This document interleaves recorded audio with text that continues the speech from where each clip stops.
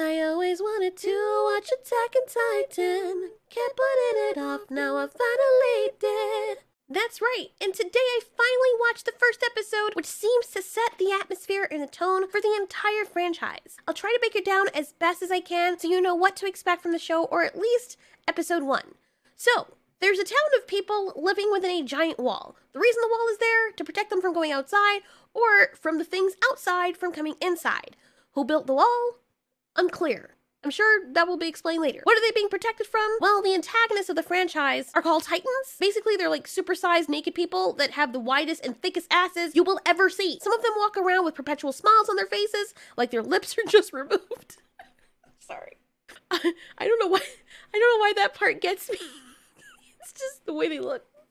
Anyway, they attacked humanity before, but after 100 years, it's enough to make people forget. We followed the young main character, a boy named Eren Yeager. I was trying to come up with a Pacific Rim joke, but it fell flat, so I just scrapped it. Eren wakes up from a dream and he's crying, but he doesn't remember what for. Eren and his best friend Mikasa meet a bunch of soldiers guarding the gates, along with this guy who is a family friend. Eren starts yelling at the top of his lungs like a cat in the morning when you're not opening their canned food fast enough, and basically talks down to these older guys, these soldiers, for drinking on the job. I don't really blame him because even though it's been 100 years, if you know these supersized people in their birthday suits have attacked before, you must know that you're probably due for another attack, and the kid is right. You won't be able to fight properly if you're drunk. What is the point in guarding something when you're not even going to be able to guard it when you need to guard it? That's like carrying around a rubber with you and then keeping it in your pocket as you pew-pew. But nah, the kid doesn't know what he's talking about because he's a kid. The wall is 50 meters high, taller than any naked giant person ever, at least as far as they know. So it'll be alright, except it won't be, because of course every time a movie or show claims they built something that can't sink or fail or turn evil, that's exactly what happens in almost the very next scene. It's like the creators take joy in watching people die inside. Eren has had enough, and he feels like humans are now caged animals or cattle. I mean, I think he's being a little bit ungrateful, just a little bit, given that nobody is being eaten, forced to breed, or entertain the broad-assed super people. Eren tells his friend that he wants to join the forces to fight, because apparently he could do a better job, which he probably will because this is an anime, and just then, the scout regiment returned from a mission, and they got their asses handed to them by the Mega Sapiens. Since these warrior dudes accomplished nothing, one of the frustrated citizens says these warriors are a waste of tax money. Our loudmouthed, holier-than-thou main character, Eren, jabs one of his fire sticks, or firewood logs, at the guy, and his friend Mikasa throws him against a wall. Reality check accomplished. Eren had told his friend Mikasa he wanted to join the warrior force, but oh no, it was a secret, and then she tells his parents. Of course, this makes him mad, but Aron's mom is really angry, as most people seem to get when anyone mentions they want to go outside the wall to learn more about the ginormous nudists. Almost like, you know, they realize at some point their population will get too big for this small closed-off area. Almost like at some point humans will have to learn to live outside.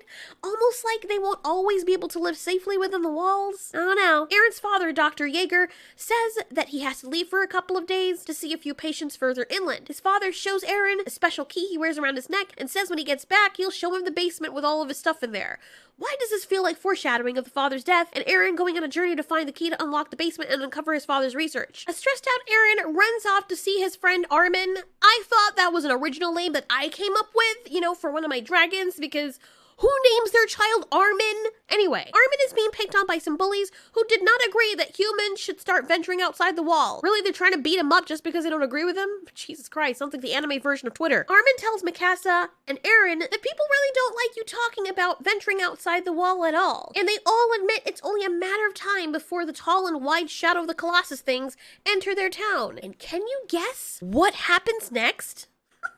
As if the creators are telling the characters, hold my beer, that's a great idea, something loud explodes seemingly from the sky. And towering over the 50-meter tall wall they built is one of those super dudes. Except this one has no skin and is much, much bigger than the others. Let me see. Oh wow, there's actually 2 of them. It takes no time for them to make a hole in the wall. And now, not only are these 2 huge things a problem, but every single bare-butt giant and their grandmothers start to invade the city. People are screaming and blood is spraying, and something very horrific happens here that can be best explained if you watch it. But I'm going to attempt. The friendly drunk guy from earlier, at the request of Aron's mom, who's stuck under her house, saves Eren and Mikasa and leaves the mom trapped under her collapsed house. She wanted him to do that, but then afterwards, when they're far enough out of earshot, then she's like, please don't leave me. I'm like, maybe you should have, whatever. You would think that somebody, or at least the guy, would knock out the mother or kill her just in case the giants wouldn't know she's there. Can you imagine what it must be like to have rubble crushing your legs and insides, you're having internal bleeding, and then starving or being poisoned by your own blood very slowly and torturously and painfully? Why would he leave the kid's mother to die like that? But it's fine.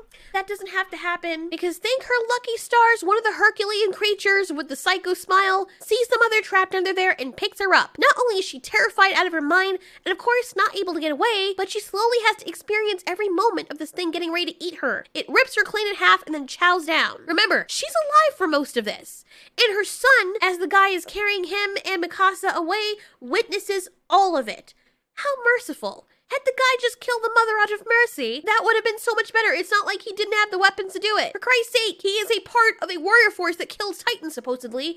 And that's basically it. The plot needed to be convenient for these people to be reminded that these things can still kill them. And of course, the main character had to see that happen and see it be brutally evident for him to have that backstory and that motivation to want to kill the Titans. Just having watched the first episode, I gotta say that, yeah, I do want to see where this continues. I know season 2 is supposed to be coming out. That's why my partner and I decided to go ahead and have me watch it, because he watched the first season already. And I like it. I like stuff that's shock value, realistic type of stuff. And seeing bigger people eat smaller people is, I guess, thumbs up on anyone's list, right? Anyways, you guys should definitely check it out if you haven't watched it. I know a lot of people have, and even wanting to watch it, or wanting me to watch it. And I watched the first episode. I definitely will be watching more of it. It looks badass. Thanks so much for watching. This has been Ultiori. You ask, we answer.